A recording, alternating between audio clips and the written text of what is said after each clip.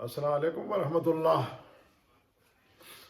آج آپ کے ساتھ جو میں ایکسپیرینس شیئر کر رہا ہوں بہت ہی عجیب ہے کہ جب میں اپنے سوسائٹی کے باہر اڈے پہ گیا اور وہاں سموسے اور پکوڑے والوں کو مونچھوں کو تاؤ دیتے ہوئے اور چہرے پہ ہاتھ پھیرتے ہوئے یہ آرڈر دینے لگا کہ یہ جناب میرے کل 30 مہمان آئیں گے جن کو میں نے اپنے پڑوسیوں اور عزیزوں کو افطاری پہ بلایا ہوا ہے اور مجھے اس کے لیے سموسے اور پکوڑے چاہیے۔ اس چاچا پکوڑوں والوں نے مجھے دیکھتے ہوئے کہا کہ آپ کتنے پیسے دے سکتے ہیں۔ انیشیلی تو مجھے تھوڑا سا عجیب محسوس ہوا اور مجھے ایسے لگا کہ وہ میری بھی تکریمی کر رہے ہیں، لیکن اپنے آپ پہ قابو پاتے ہوئے میں نے آرڈر سے تھوڑے سے زیادہ پیسے نکال کے اس کے سامنے بڑھائے۔ انہوں نے مجھ سے وہ پیسے لیے، اس کی طرف دیکھا اور سامنے اشارہ کیا کہ وہ جو سڑک کے اس پار بوڑھی خاتون بیٹھی ہوئی ہے، آپ یہ پیسے اس کو دیتے۔ میں سڑک کی دوسری پار گیا اور میں نے وہ پیسے انہیں دے دیا۔ واپس آ کے ان سے پوچھا کہ یہ خاتون کون ہے، آپ کی گھر کی کوئی خاتون ہے؟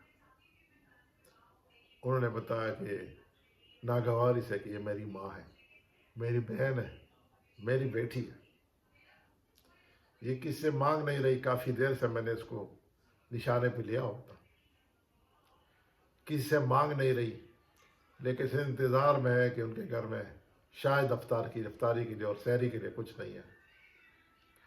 جب یہ پیسے اسے مل گئے تو کچھ دن کے ان کی افطاری اور سحری کی فکر سے اور شاید اس کا جان چھوٹ جائے۔ اس وقت میرے پاس ندامت کے احساس کے علاوہ اور کچھ بھی نہیں تھا۔ میں نے سوچا کہ کاش یہ خیال مجھے کیوں نہیں آیا۔ رمضان میں اگر آپ نے روزہ رکھا اور آپ کو ارد گرد کے لوگوں کا احساس ہی نہیں ہوا تو کہیں ایسا تو نہیں کہ آپ صرف بھوک اور پیاس کا ایکسرسائز کر رہے ہیں اور روزہ نہیں رکھ رہے، کیونکہ روزے کا اصل ایسنس کیا ہے؟ آپ کو ارد گرد دائیں بائیں کے لوگوں کا احساس ہونا چاہیے۔ اگر ارد گرد کے دائیں بائیں لوگوں کا احساس نہیں ہے تو یقین جانیے کہ چاچا پکوڑے والا آپ اور ہم سے بہت آگے ہے۔ چاچا پکوڑے والے کو فکر تھی اور ہماری ابھی تک یہ احساس اور یہ فکر جاگی نہیں۔